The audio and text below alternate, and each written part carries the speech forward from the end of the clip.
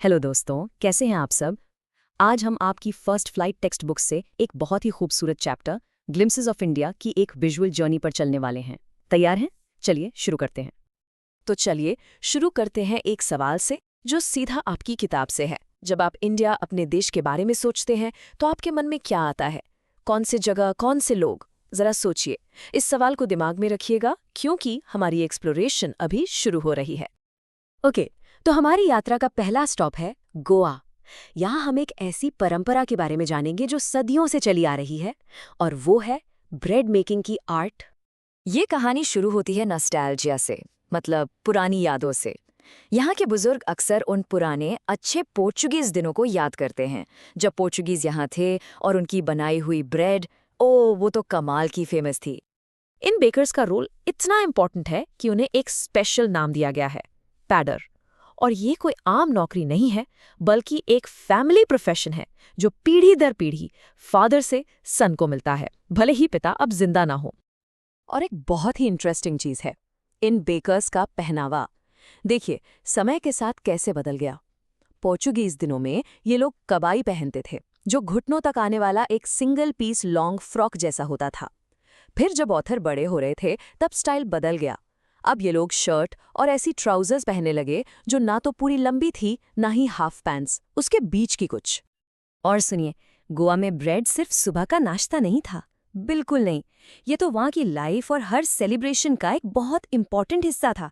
मतलब शादियों में गिफ्ट्स के तौर पर बोल नाम की मीठी ब्रेड दी जाती थी। पार्टीज में ब्रेड लोव्स जरूरी थे। बेटी की एंगेजमेंट पर सैंडविचेस, और क्रिसमस जैसे फेस्टिवल्स पर तो केक्स और बुलेनियाज के बिना काम ही नहीं चलता था।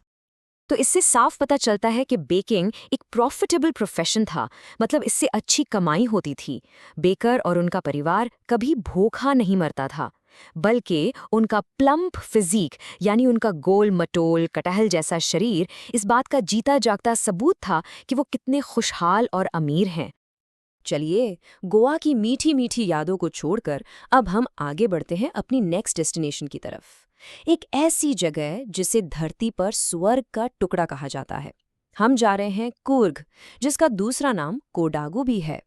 ऑथर ने कूर्ग को इतनी खूबसूरती से डिस्क्राइब किया है कि लगता है जैसे ये कोई स्वर्ग का टुकड़ा है जो मैसूर और मैंगलोर के बीच में आ गिरा हो।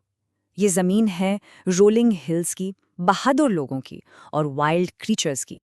कूर्ग के लोग, जिन्हें कोडावूस कहते हैं, अपने इंडिपेंडेंस के लिए जाने जाते हैं। उनके ओरिजिन को लेकर ना दो बड़ी इंटरेस्टिंग थियरीज हैं।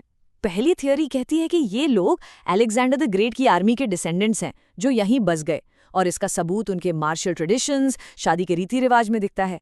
दूसरी थियरी उन्हें अरब ओरिजिन का बताती है। इसका सपोर्ट मिलता है उनके ट्रेडिशनल ड्रेस से, कुपिया से, जो एक लंबा काला कोट होता है, और इसकी एम्ब्रॉयडर्ड बेल्ट बिल्कुल अरब्स के खुफिया जैसी दिखती है। और इनकी बहादुरी, वो तो लेजेंडरी है। कूर्ग के घर अपनी मेहमान नवाजी और हिम्मत के किस्सों के लिए मशहूर हैं। इंडियन आर्मी में कूर्ग रेजिमेंट सबसे ज्यादा डेकोरेटेड रेजिमेंट्स में से एक है। और क्या आप जानते हैं, इंडियन आर्मी के पहले चीफ जनरल कारियप्पा, वो भी एक कुर्गी थे। और सबसे बड़ी बात, कोडावूस इंडिया में अकेले ऐसे लोग हैं जिन्हें बिना लाइसेंस के फायर आर्म्स यानी बंदूक रखने की परमिशन है। ये उनकी ब्रेवरी और ट्रस्टवर्दीनेस का सबसे बड़ा सम्मान है। लेकिन कुर्ग सिर्फ हिस्ट्री और कॉफी के बारे में नहीं है। अगर आपको एडवेंचर पसंद है तो ये जगह आपके लिए जन्नत है। यहाँ आप river rafting, canoeing, rappelling, rock climbing, mountain biking और बेहतरीन ट्रैकिंग ट्रेल्स का मजा ले सकते हैं। बेसिकली एडवेंचर लवर्स के लिए ये एक पैराडाइज है। और इस सब के अलावा यहाँ की वाइल्ड लाइफ भी कमाल की है। आपको यहाँ मकाक्स, लैंगर्स, जंगली हाथी और यहाँ तक के बुद्धिस्ट मंक्स भी मिलेंगे, क्योंकि इंडिया की सबसे बड़ी तिबेटन सेटलमेंट बाइलुकुप्पे यहीं पास में है। मतलब कल्चर और नेचर का एक अनोखा संगम है कूर्ग। तो कूर्ग की बहादुरी और खूबसूरती को याद रखते हुए चलिए अब हम अपनी यात्रा के आखिरी पड़ाव पर चलते हैं। हम जा रहे हैं ईस्ट इंडिया, असम, जिसे इंडिया का टी कंट्री भी कहा जाता है।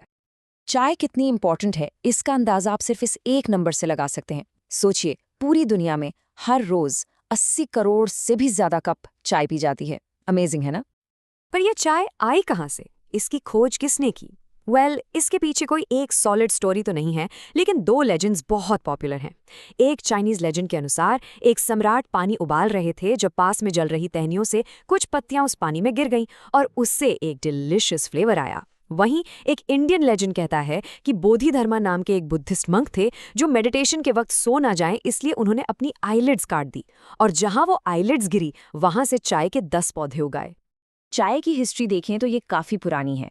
सबसे पहले लगभग 2700 बीसी में चाइना में पी गई थी।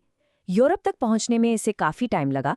ये 16वीं सेंचुरी में वहां पहुंची और इंडिया में, असम में इसके बड़े बड़े प्लांटेशंस ब्रिटिश ने 19वीं सेंचुरी में शुरू किए। और एक और मज़ेदार बात, ये जो शब्द है ना, टी, चाय और चीनी, ये सारे के सारे चाइनीज़ लैंग्वेज से आए हैं। स्टोरी में एक कैरेक्टर है राजवीर, जो बहुत क्यूरियस है, उसे चीज़ें जानने का शौक है। तो जब वो असम जाता है तो प्रांजल के पिता उससे कहते हैं, लगता है तुम आने से पहले अपना होमवर्क करके आए हो। ऐसा वो इसलिए कहते हैं क्योंकि राजवीर को चाय के बारे में पहले से ही काफ़ी कुछ पता होता है। हाँ, राजवीर को इतना पता था कि उसे स्प्राउटिंग पीरियड के बारे में भी जानकारी थी। ये सेकंड फ्लश का टाइम होता है जो मई से जुलाई तक चलता है और इसी दौरान सबसे बेस्ट क्वालिटी की चाय की पत्तियां मिलती हैं। तो दोस्तों, हमने एक छोटा सा सफ़र किया, गोवा के बेकर्स से मिले, कोर्क के वॉरियर्स की बहादुरी देखी और असम के हरे भरे चाय के बागानों की सैर की। अब ये सवाल आपके लिए है, इंडिया की इन अलग अलग झलकियों में से कौन सी झलक ने आपको सबसे ज्यादा फैसिनेट किया और क्यों? इस पर जरूर सोचिए।